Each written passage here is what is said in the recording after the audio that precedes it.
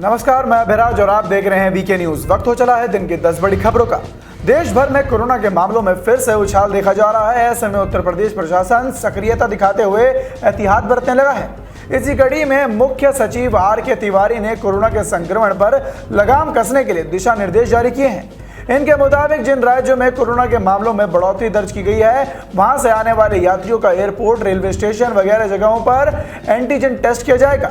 अगर किसी व्यक्ति में कोरोना के लक्षण दिखते हैं तो फिर उसके बाद उसका RT-PCR टेस्ट भी किया जाएगा। उसी के बाद उसको प्रदेश में दाखिल किया जाएगा।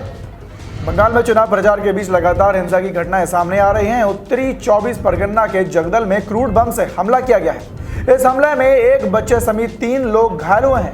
जिस जगह पर हमला हुआ है वह स्थान बीजेपी सांसद अर्जुन सिंह के घर से ज्यादा दूर नहीं है। बीजेपी इस हमले की शिकायत चुनाव आयोग से करेगी। गुजरात के वडोदरा स्थित विजय वल्लभ अस्पताल में आग लग गई है। मेयर केयूर रोकड़िया ने मामले की जानकारी देते हुए बताया है कि अस्पताल के तीसरे और चौथे फ्लोर पर 17 मरीजों को रेस्क्यू भी किया गया है और इन्हें ASG अस्पताल में शिफ्ट कर दिया गया है। इनमें से कोई भी कोरोना मरीज नहीं बताया गया है। अब तक कोई घायल नहीं हुआ है। विजय वल्लभ अस्पताल में कोरोना मरीजों के लिए नामित किया गया था। तंजानिया के राष्ट्रपति जॉन मगुफुली के 61 साल की उम्र में निधन हो गया है। तंजानिया के उपराष्ट्रपति सामिया सुलूह ने राष्ट्रपति मगुफुली की मौत की पुष्टि की है। मगुफुली के कोरोना के संक्रमित होने की आशंका व्यक्त की जा रही है। हालांकि अभी तक इस मामले में कोई पुष्टि नहीं हुई है। मगुफुली 2 हफ्ते से ज्यादा समय से किसी भी सार्वजनिक कार्य में नहीं दिखे हैं। ऐसे में उनके स्वास्थ्य को लेकर कई तरह की अफवाहें भी फैली थी। पाकिस्तान एयर मार्शल जाहिर अहमद बाबर सिद्दू को पाकिस्तानी वायुसेना का नया प्रमुख नियुक्त किया है। आधिकारिक बयान में यह जानकारी दी गई है। वर्तमान वायुसेना प्रमुख एयर मार्शल मुजाहिद अनवर खान 19 मार्च को सेवानिवृत्त होंगे, जिसके बाद सिद्धू ये जिम्मेदारी संभालेंगे। सिद्धू 1986 में लड़ाकू पायलट के रूप में पाकिस्तानी वायुसेना में शामिल हुए थे और उन्होंने कई अहम पदों पर काम करने का अनुभव भी है। उड़ीसा सरकार ने पुरी में विश्व प्रसिद्ध भगवान जगन्नाथ मंदिर से संबंधित 35,000 एकड़ जमीन को बेचने की प्रक्रिया शुरू कर दी है। बीजेपी विधायक मोहन मांझी ने एक सवाल के जवाब देते हुए कहा कि कानून मंत्री प्रताप जेना ने 16 मार्च को विधानसभा में कहा था कि तत्कालीन राज्यपाल BD शर्मा की अध्यक्षता में बनाई गई एक कमेटी ने सिफारिश पर मुताबिक राज्य सरकार जगन्नाथ मंदिर की 35,272.235 एकड़ जमीन की संपत्ति को बेचने के लिए जरूरी कदम उठा रही है। ब्रिटेन के प्रधानमंत्री बोरिस जॉनसन अगले महीने भारत दौरे पर आ रहे हैं। उन्होंने जलवायु परिवर्तन के खिलाफ वैश्विक लड़ाई में शानदार नेतृत्व करने को लेकर अपने भारतीय समकक्ष प्रधानमंत्री नरेंद्र मोदी की सराहना की है।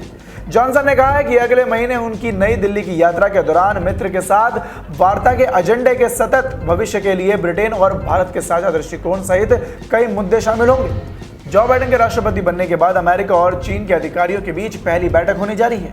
यह बैठक अमेरिका के विदेश मंत्री एंटोनी ब्लिंकन, अमेरिकी राष्ट्रीय सुरक्षा सलाहकार J.K. सुलिवन और उनके चीनी समकक्षों के बीच अलास्का के एंकरिज में होगी। आमने सामने की इस पहली बैठक को लेकर व्हाइट हाउस ने कहा है कि उसे इससे ज्यादा उम्मीद नहीं है। ब्लिंकन और सुलिवन गुरुवार को चीन के स्टेट काउंसलर वांग यी और चीन की कम्युनिस्ट पार्टी के विदेश मामलों के प्रमुख यांग चिएची से मुलाकात करेंगे। सुशांत सिंह राजपूत केस में ड्रग्स मामले के सामने आने के बाद एनसीबी इस केस की जांच में लगी हुई है। एनसीबी ने रिया चक्रवर्ती के भाई शोवेक चक्रवर्ती के साथ कई लोगों को गिरफ्तार किया था। दोनों को न्यायिक हिरासत में भेज दिया गया है। इसी के साथ आपको बता दें कि रिया लगभग 1 महीने तक जेल में रही थी। उसके बाद उन्हें बॉम्बे हाई कोर्ट ने जमानत मिल गई है। वहीं दिसंबर में उनके भाई शोवेक को स्पेशल कोर्ट ने जमानत मिली थी। शोवेक की जमानत रद्द कराने के लिए एनसीबी ने हाई कोर्ट में दरवाजा खटखटाया है। बेंगलुरु के सेंट्रल क्राइम ब्रांच ने बुधवार को अलग अलग अभियान चलाकर ड्रग्स बेचने वाले 2 नाइजीरियाई नागरिकों को गिरफ्तार किया है। इनसे एक्सटेसी पिल्स और साथ ही LSD स्ट्रिप्स और कोकीन बरामद किए गए हैं, जिसकी कीमत बाजार में लगभग 65 लाख रुपए बताई जा रही है। गिरफ्तार किए गए शख्स की पहचान 38 साल के जोसेफ और 38 साल के यूजो जुकूफ के रूप में हुई है। तो ये थी दिन की 10 बड़ी खबरें। फिलहाल के लिए सिर्फ इतना ही। देश और दुनिया की ऐसी ताज़ा तमाम खबरों से जुड़े रहने के लिए देखते रहें वीके न्यूज। धन्यवाद।